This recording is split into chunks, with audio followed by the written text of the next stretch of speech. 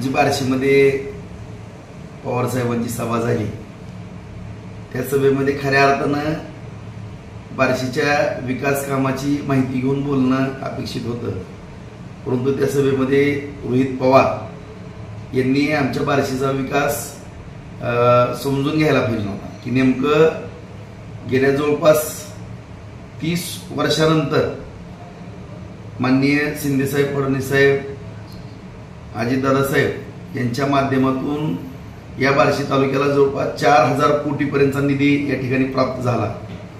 या ठिकाणी उपसा सिंचन योजना असेल, शहराच्या पाण्याचा विषय असेल, शेतीच्या पाण्याचा विषय, साठवण तलाव आहेत, बंधारे आहेत, रस्ते आहेत, MIDCनं एकदम गती पकडलेली आहे। त्या ठिकाणी उद्योग उभा राहावं लागलेले आहेत, रोजगार त्या ठिकाणी मिळतोय।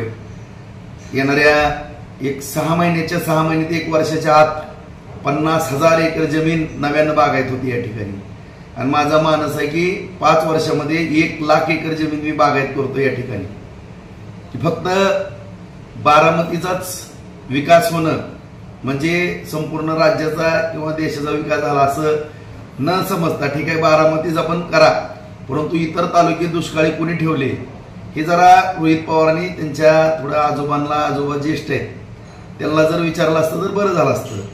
परंतु या ठिकाणी टीका करताना काही जमिनीचा विषय काढला, काही व्यापाराचा विषय काढला, माझ्या भावांच्या व्यवसायाचा विषय। व्यवसाय करणं मराठी माणसानं काही गुन्हा नाही। आज या ठिकाणी आम्ही आमच्या तालुक्यामध्ये किंवा या भागामध्ये व्यवसाय करत असताना प्रामाणिकपणाने व्यवसाय करतो। कुणाच्याही 1 रुपयाच्या लबाडीमध्ये आम्ही कधीच नाही, कुठलाही चुकीचा व्यवसाय आम्ही या ठिकाणी केलेला नाही।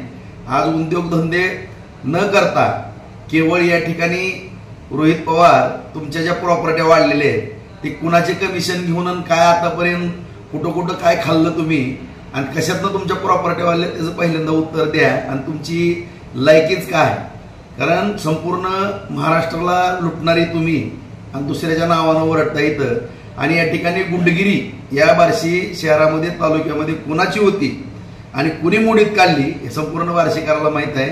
आणि या ठिकाणी आम्ही छत्रपती शिवरायांचे मावळे आहोत। छत्रपती शिवाजी महाराजांचा आदर्श डोळ्यासमोर ठेवतो। डॉक्टर बाबासाहेब आंबेडकरांच्या घटनेप्रमाणे या ठिकाणी आम्ही काम करतो। या ठिकाणी गुंडगिरी वगैरे आम्ही करण्याचा कुठला प्रश्नच उद्भवत नाही, आणि कुठल्याही ठिकाणी गुंडगिरी आम्ही होऊन दिलेली नाही।